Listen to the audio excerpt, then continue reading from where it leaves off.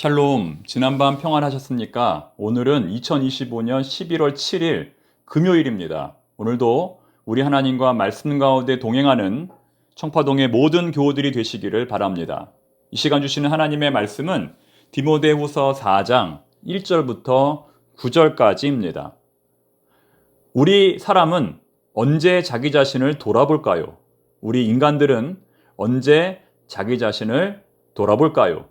첫째는 고난당할 때입니다. 우리 인간은 형통할 때보다 고난당할 때에 자기 자신을 돌아보게 됩니다. 예를 들어 시험에서 떨어졌을 때, 몸이 아플 때, 사업이 잘 안 될 때, 인간관계가 무너질 때 자기 자신을 돌아보게 됩니다. 무엇이 문제인지, 왜 이런 일을 겪게 되었는지 스스로를 반성하며 자신의 인생을 돌아보게 됩니다. 두 번째는 죽음 앞에서입니다. 내 인생이 창창하다, 아직도 많이 남았다고 생각할 때는 자신의 인생을 진지하게 돌아보지 않습니다. 그런데 만약 의사로부터 사형 선고를 받았다면, 그래서 이제 한 달밖에 남지 않았다는 이야기를 듣는다면 누구든지 자동적으로 자신의 남은 인생을 돌아보게 될 것입니다. 모든 것을 다 내려놓고 지나온 자신의 삶을 정리할 겁니다. 마지막 남은 그 한 달의 시간이 그 어느 때보다도 의미 있고 그 어느 때보다 빨리 지나갈 겁니다. 그런 자세로 우리가 인생을 살아야 한다는 것입니다. 오늘 바울은 죽음 앞에서 자신의 삶을 정리하며 사랑하는 아들 디모데에게 최원의 유언을 남깁니다.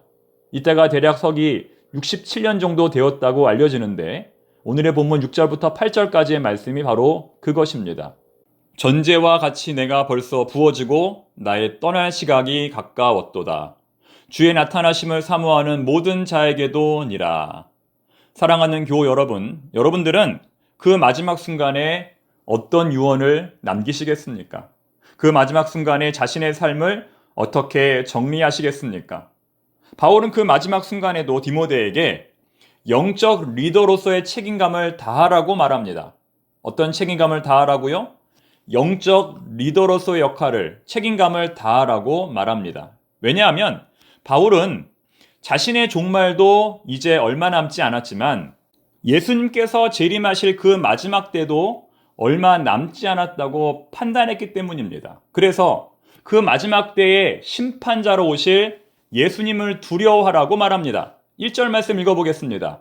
하나님 앞과 살아있는 자와 죽은 자를 심판하실 그리스도 예수 앞에서 그가 나타나실 것과 그의 나라를 두고 엄히 명하노니. 무슨 말입니까?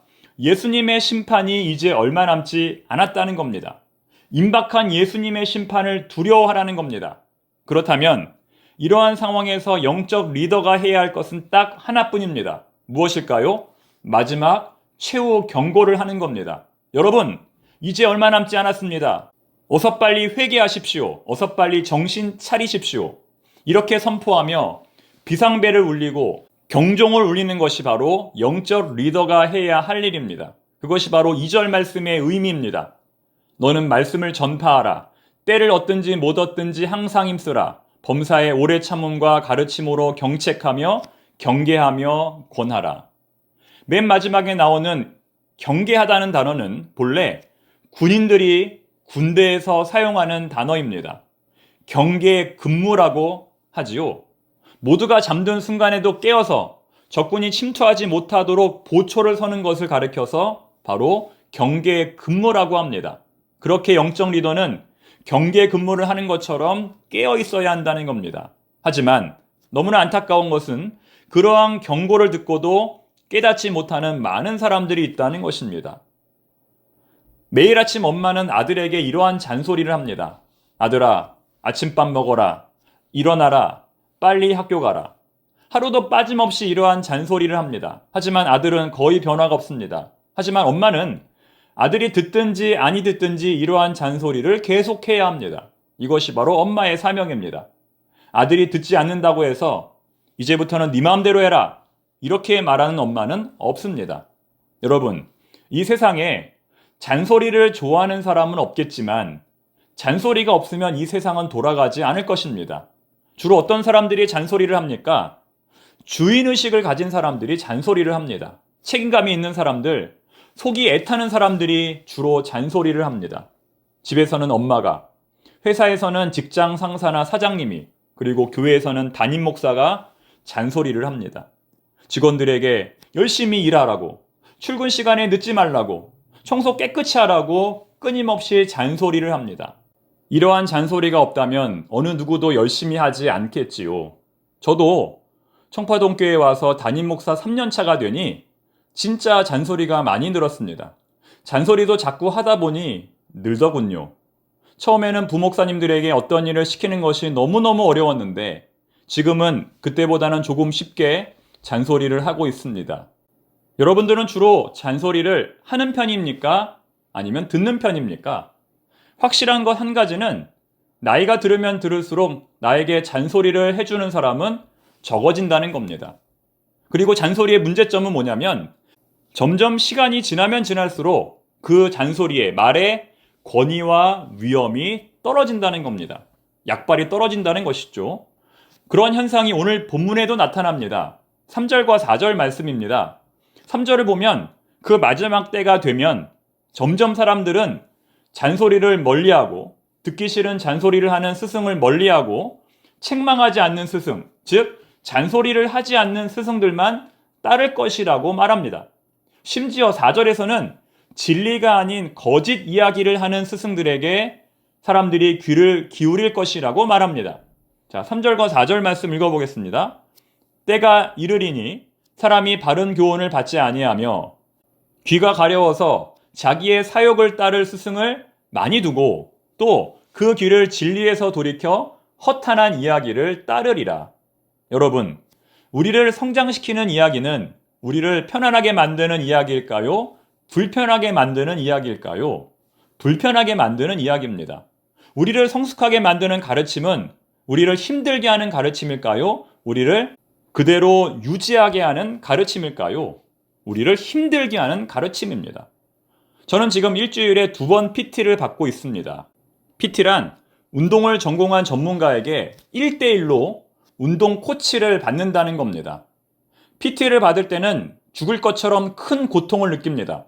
정말 지옥처럼 느껴집니다. 하지만 그런 지옥을 맛보고 나면 그 다음부터는 천국입니다. 지옥처럼 힘든 허리 운동을 하고 나면 그 다음 일상에서 생활하는 데는 큰 불편함이 없습니다. 하지만 힘들다고 운동을 쉬면 다음날 곧바로 허리 통증이 나타납니다. 즉, 듣기 좋은 소리가 우리를 살리는 것이 아니라 듣기 싫은 소리가 우리를 살린다는 겁니다. 지금 바울은 디모데를 향하여 이렇게 말하는 겁니다. 이 시대를 향하여 듣기 싫은 소리를 해라. 그것이 교회를 살리고 영혼을 살리고 가정을 살린다. 이렇게 말하는 겁니다. 사랑하는 교우 여러분, 매일 아침마다 새벽 말씀 묵상하는 것 얼마나 힘드십니까? 매일 아침마다 담임 목사로부터 잔소리를 들으시려니 마음이 조금 불편하실 겁니다. 하지만 그 불편한 잔소리가 우리를 살린다는 겁니다. 그렇기 때문에 조금 힘드시더라도 매일 아침 똑똑똑 아침밥이 왔습니다. 하루도 거르지 않으시기를 바랍니다. 이제 오늘 마지막으로 본문 6절의 말씀을 읽고 마치도록 하겠습니다. 그러나 너는 모든 일에 신중하여 고난을 받으며 전도자의 일을 하며 내 직무를 다하라. 오늘도 주님의 말씀과 동행하는 우리 모두가 되기를 바랍니다. 기도하겠습니다. 하나님 아버지, 듣기 싫은 소리가 우리를 살리는 줄로 믿습니다. 매일 힘들더라도 말씀을 묵상하며 하루를 시작할 수 있도록 인내를 더하여 주시옵소서. 하루를 마무리할 때에도 기도하며 하루를 마무리할 수 있도록 인도하여 주시옵소서. 오늘이 우리 인생의 마지막 날인 것처럼 모든 순간에 최선을 다하게 하옵소서. 예수님의 이름으로 기도드립니다. 아멘.